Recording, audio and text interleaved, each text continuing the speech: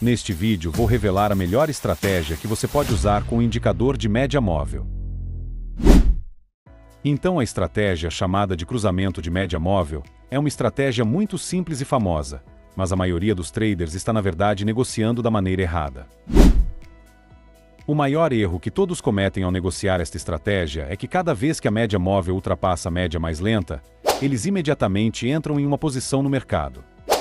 Quando a média móvel mais rápida cruza acima da média móvel mais lenta, eles imediatamente assumem uma posição comprada.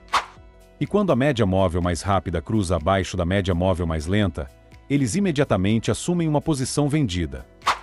Esta é na verdade a pior maneira de negociar o cruzamento da média móvel, porque usar a estratégia desta forma só funciona se o mercado estiver em tendência. Se o mercado estiver em uma faixa como essa, você receberá muitos sinais falsos e isso acabará com sua conta muito rapidamente. O próximo erro que as pessoas cometem ao negociar o cruzamento da média móvel é usar muitas médias móveis. Lembre-se de que quanto mais médias móveis você usar, mais tarde serão os sinais de entrada. Por exemplo, digamos que você esteja usando duas médias móveis.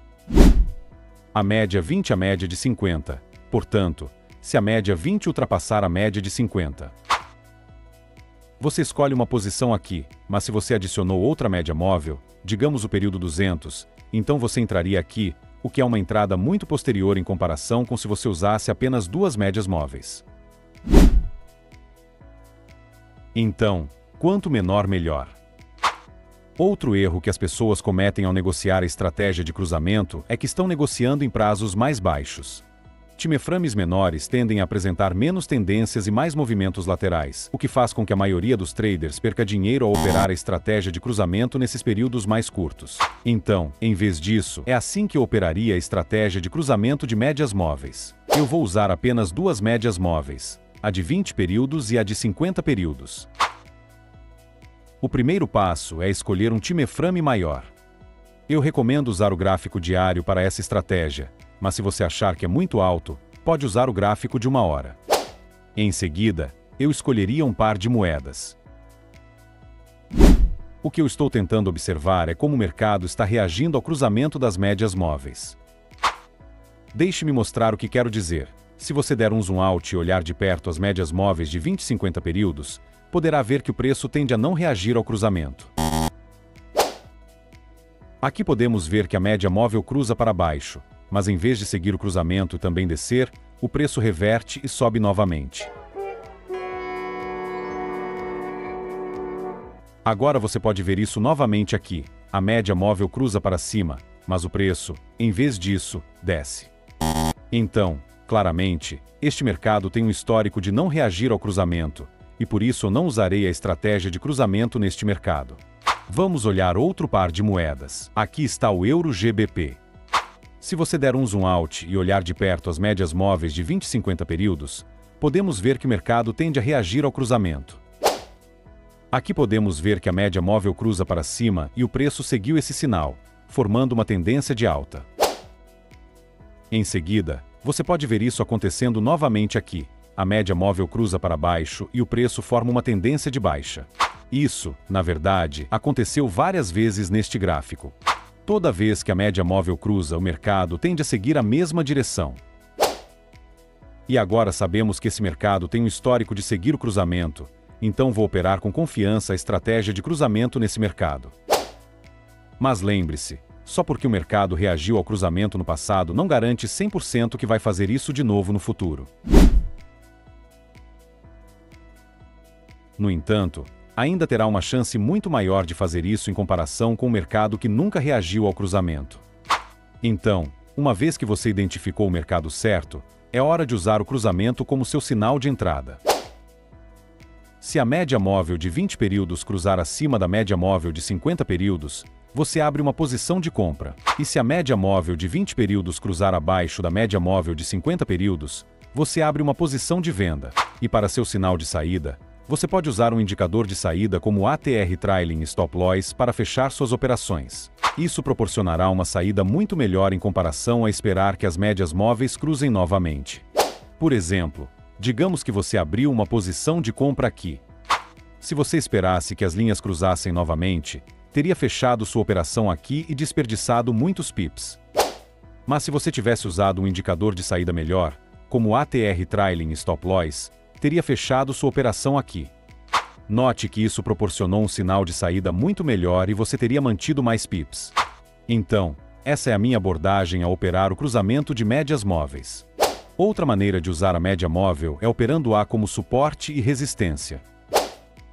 E outro indicador que é perfeito para essa estratégia é o estocástico. Então, aqui está um exemplo de como a estratégia funciona neste gráfico. Podemos ver que o preço subiu até este nível, bateu e reverteu para baixo.